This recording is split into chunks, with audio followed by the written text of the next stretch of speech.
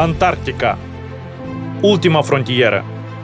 Expediția 9 camarazi neînfricați. 9 prieteni care și-au încredințat viața unul altuia. O călătorie spre necunoscut și în căutarea unor răspunsuri, testarea limitelor și descoperirea unei lumi noi. Prima expediție a conaționalilor noștri pe continentul înghețat, la capătul Pământului.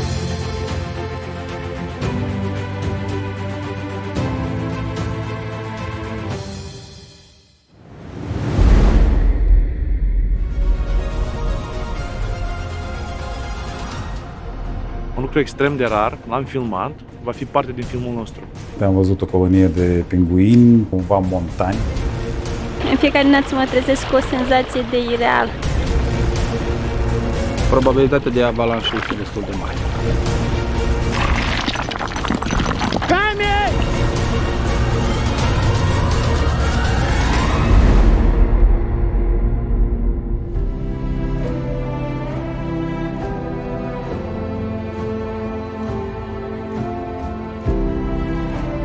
Noaptea stăm în Cureveville Island.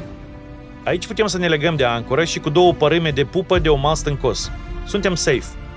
În sfârșit putem să dormim fără carturi de ancoră.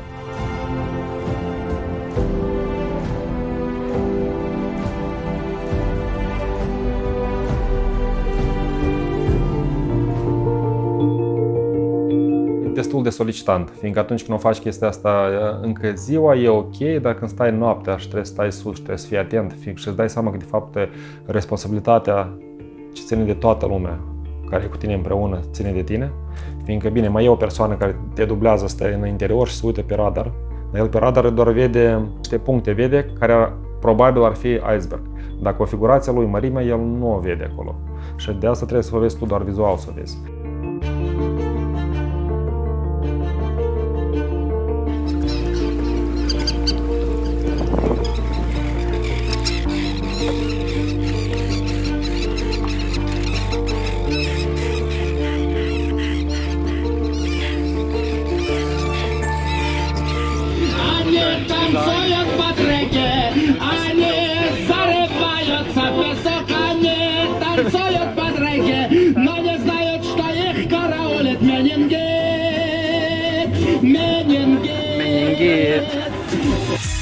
Astăzi avem în plan distracție printre ghețari.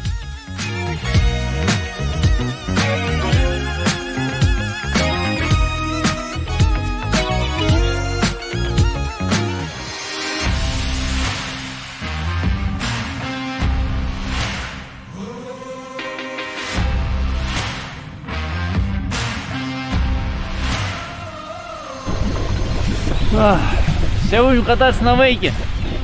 Вот, ставим дугу, гнет, закрепим фал и поедем. Почему эта идея возникла в Антарктике? Что за идиотская идея? Это самое подходящее место для вейкборда. Лучше не придумаешь. Естественные трамплины на сантиметре, на любой уровень катания. Отлично, летающий морской котик. Супер! Молодец!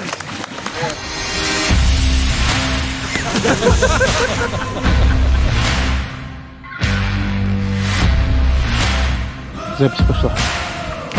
Улыбаемся и машем. Am găsit un golf fără balene sau alte viețuitoare, ca să nu deranjăm. Cu un costum de neopren suficient de gros, chiar și apele polare pot fi confortabile. Все, поехали.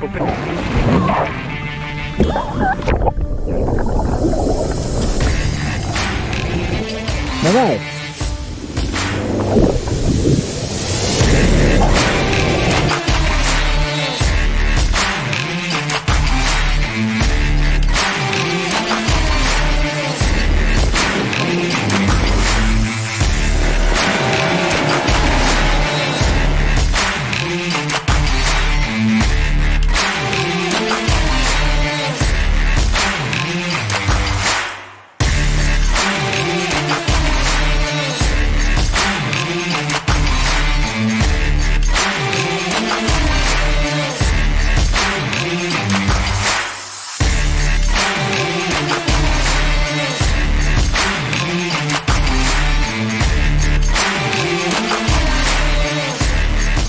Наверное, вот когда я учился только фотографии, учился видео, я очень сильно увлекался экстремальными видами спорта. И для меня примером, на который я ориентировался, были фильмы про экстремалов, про спортсменов. И тогда вот выходили ролики. Я помню свое первое впечатление, когда я увидел, как вейкбординг во льдах происходит где-то в Гренландии. И спортсмены за лодкой на доске двигались между айсбергов, скользили по ним. Это был запредельный уровень, это было что-то за гранью вообще, то недостижимое что-то. И буквально вот прошло несколько лет, и я оказался в ситуации, когда я стою посреди Антарктики с камерой в руках, и мимо меня проносится катер, и за катером, значит, несутся наши члены экипажа, проносятся между льдин, лавируют, делают крутые виражи. И я вот стоя прямо перед камерой, ведя объектив за ними, я понял в тот момент, вот же, это то, к чему я так много лет стремился, то, чего я хотел достичь, это исполнение моей мечты, и оно вот здесь и сейчас.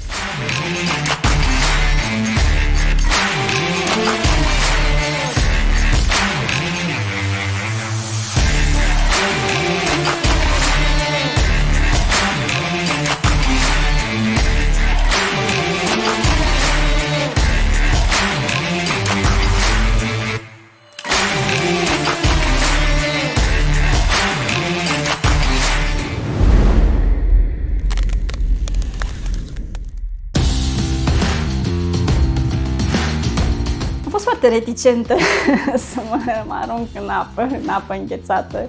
Apa avea 0 grade, apropo. Dar unii dintre băieți au zis, ok, păi o luăm și pe Oxana și am zis, ok, dacă o îngheța. De necat nu o să mă nec pentru că știu să not. Vedem ce se întâmplă. Aveam o singură placă de wakeboarding. Pentru un bărbat, probabil, și cu acele cizme, nu știu cum să le numesc, care erau mult peste măsura piciorului meu. Dar totuși m-am încălțat cu ea. Eram într-un wetsuit, într-un echipament de neopren, la fel, mult peste mărimea mea, pe care l-am legat cu benzi de scoci la mâini și la picioare. Ce să mă taie? E jur să-mi vezi diavolul.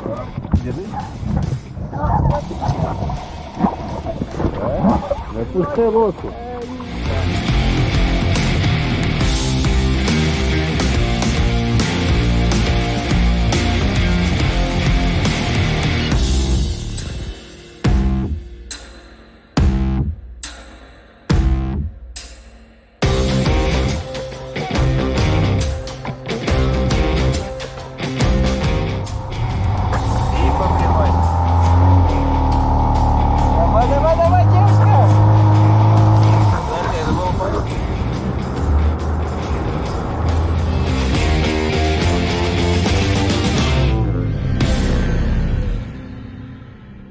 Cea mai tare experiență din viața mea, o premieră pentru mine. Am făcut wakeboard în Antarctica. Apa a fost senzațională, chiar mi-a fost dor după 2 săptămâni în care am fost pe apă, dar nu în apă. Wow, excelent! Sunt fericită!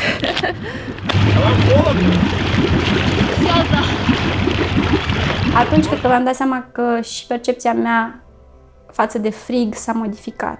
Frigul în sine nu este dăunător și nu este toxic, nu este rău pentru om. Dimpotrivă, o expunere moderată la frig îți face bine pentru sănătate. Pe continent, unde sunt mai multe surse de poluare și sunt virus și diverse bacterii, atunci frigul în combinație cu aceștia pot cauza afecțiuni. Dar acolo noi am stat în frig, în apă, după aia am ieșit, apă la duș nu era caldă pentru că, nu știu, abia a început să lucreze motorul. Am făcut un duș rece și am fost absolut ok. Această dare pe placă la Polul Sud, cred că este, din punctul meu de vedere, cel mai nebunesc lucru care pot să-l fac eu în viața mea.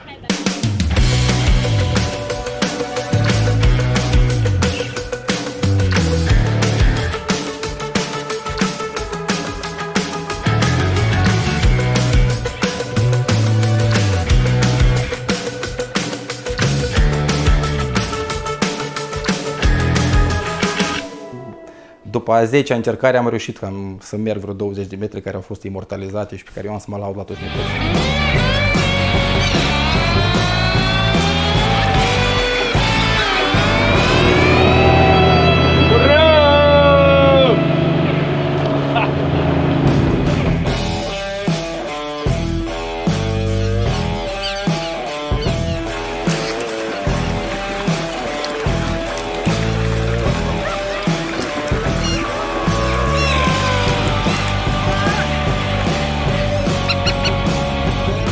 Pot să vă spun că acest costum de neopren, care are o grosime de 5 mm, pentru mine personal este arhi suficient pentru astfel de condiții. Și ca să înțelegeți ce înseamnă aceste condiții, apa este de 3 grade. Afară cu siguranță sunt 0 sau minus, fiindcă ninge. Și eu mă simt excepțional și nu mi este frig absolut deloc. Pe unii nu impresionezi nici cu frigul, nici cu costumul de neopren. И в шапочке.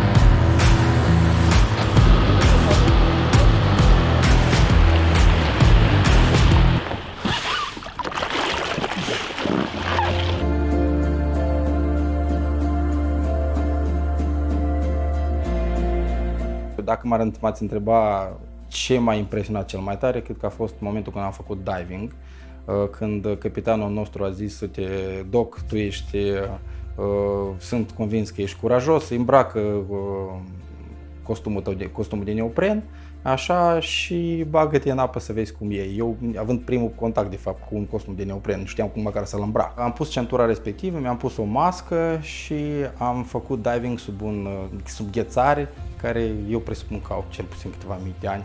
Și în momentul ăla când m-am băgat și am simțit liniștea aia, mi s-a părut cel mai incredibil moment așa din această călătorie.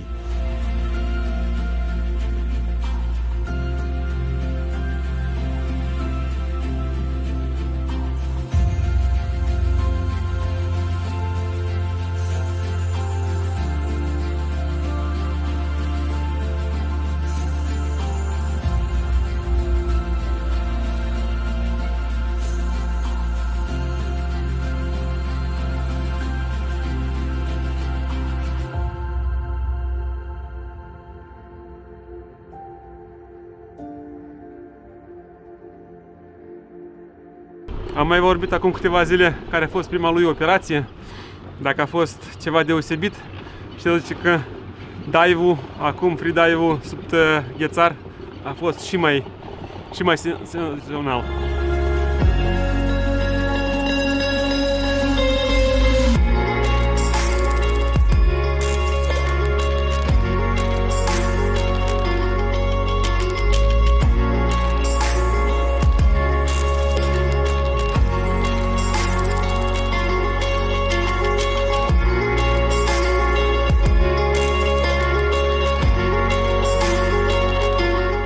A fost superb și minunat.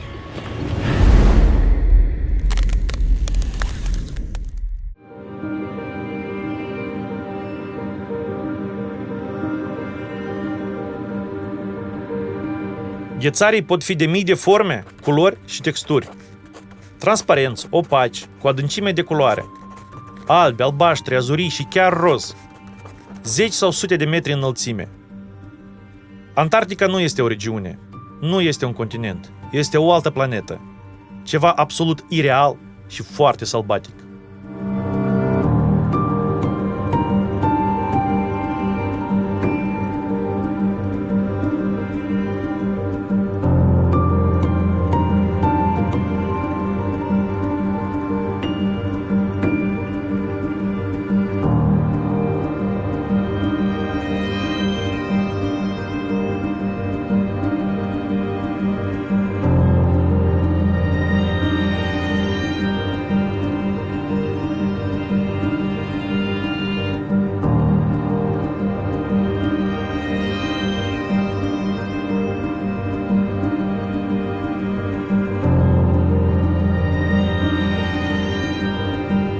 Deși Antarctida e un pustiu, dar milioane de ani, aici s-au format calotele glaciare. 70-80%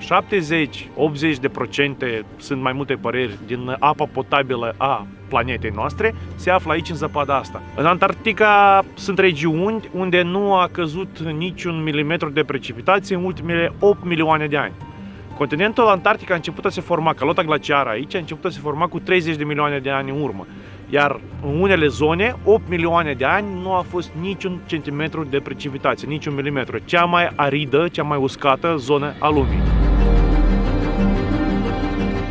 Ghețari cu înălțime de blocuri, de zgârie nori, natura care a scobit în acești ghețari forme atipice, care nu le vezi decât în jurnalele astea de călătorii National Geographic și tu te apropii cu barca și pui mâna pe ele. Senzația asta pe care o transmite un ghețar și tu zici, domnule, ghețarul ăsta, eu sunt primul care am pus mâna pe ghețarul ăsta. Sunt convins că nu a fost nimeni care a pus mâna, n-ai cum să cineva să fi fost înaintea ta. Ghețarii de mii de ani sau poate chiar și poate și milioane. Și atunci ieșirea în locurile astea extra exotice sau locuri la limita uneori vieții, da, pe o creastă de munte sau, nu știu, în o apă plină de ghețari sau când tu nu mai percepi alte informații de pe internet, da?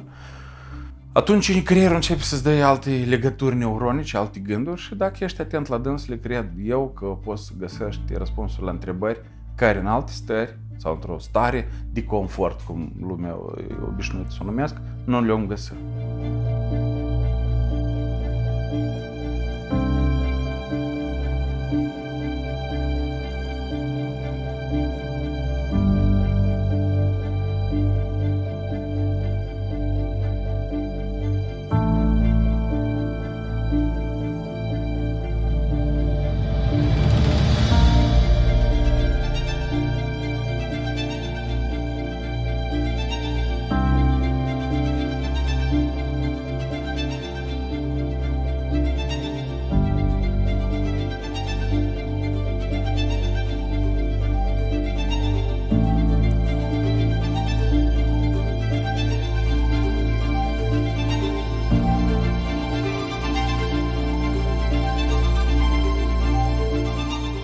Вот, смотри, какой красивый. Navigăm printre ghețari, mai mulți ghețari, în spatele meu vedeți, pe dreapta, pe stânga, doar ghețari și ei sunt deja blocați în apă mică. Ca să vă închipuiți mărimea ghețarilor, avem o adâncime de 128 de metri, 129 de metri și ghețarii sunt deja blocați.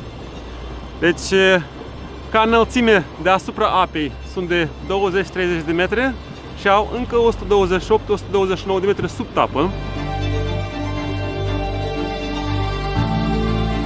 Dragii mei, ne aflăm într-o zonă destul de renumită prin numărul de ghețari. Practic această zonă se numește Neko Harbor. Prin ce este vestită zona respectivă este că în 2002, în decembrie 2002, o nătătoare americană a stabilit aici un record mondial, înotând 2 km în 25 de minute într-o apă aproape înghețată, ceea ce a și propulsat-o printre cele mai renumite notătoare din lume.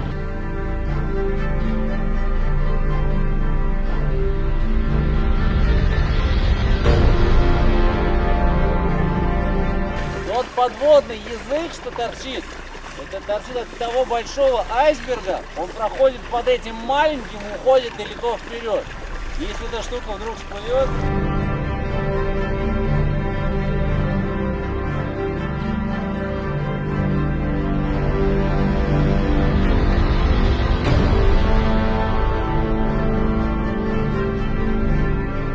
Ultimele 20 de minute le-am petrecut aici în Prova. Barca a navigat printre ghețari. Ghețarii aici sunt absolut superbi, au niște forme. Doar natura poate avea o astfel de imaginație bogată. Și singurul gând predominant e legat de exuberanța de a trăi Viața e foarte frumoasă și lumea în care trăim e atât de vastă și cred că scopul nostru principal în viață ar fi să descoperim cât mai mult, atât din lumea în care trăim, cât și din potențialul nostru de a crește.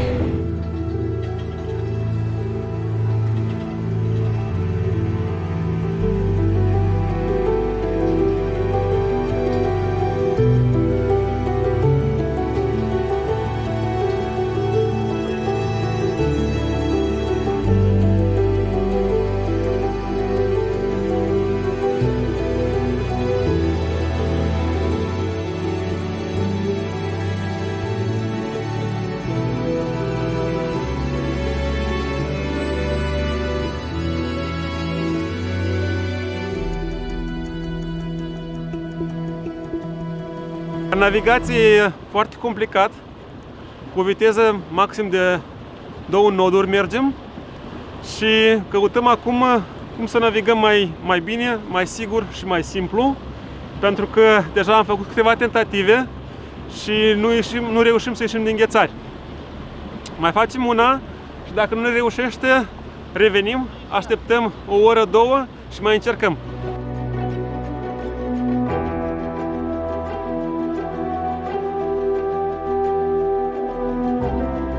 Trecând pe lângă ghețarii ăștia enormi de pe aici, îți dai seama că de fapt tot așa a fost și 1 milion de ani în urmă sau 10 milioane de ani în urmă, la fel aici. Nimic nu se schimbă, totul e la fel. Aici, în Antarctida, îți dai seama cât de relativ este totul. Ai senzația că ești pe o altă planetă, ești într-un alt spațiu, o altă dimensiune. Timpul devine atât de relativ. Îți dai seama cât de mici suntem și cât de mici sunt gândurile noastre sau cât de nesemnificativ suntem pe planeta aceasta. Una dintre concluziile pe care le-am tras ca urmare a expediției este că nimic nu este imposibil dacă ai un vis. Tot ce trebuie să faci este să lucrezi la el și apoi el va deveni realitate. Sunt bucuros că am reușit și sper generațiile care vin după noi tot să aibă oportunitatea și posibilitatea să vadă frumusețele pe care le văd eu acum. Următoarea destinație, baza polară ciliană.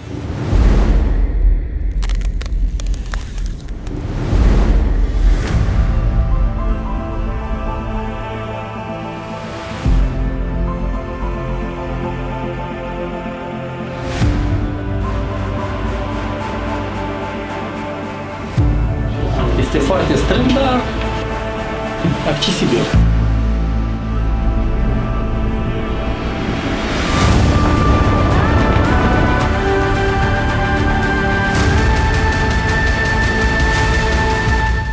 O să vedem ce povesti la nepoți.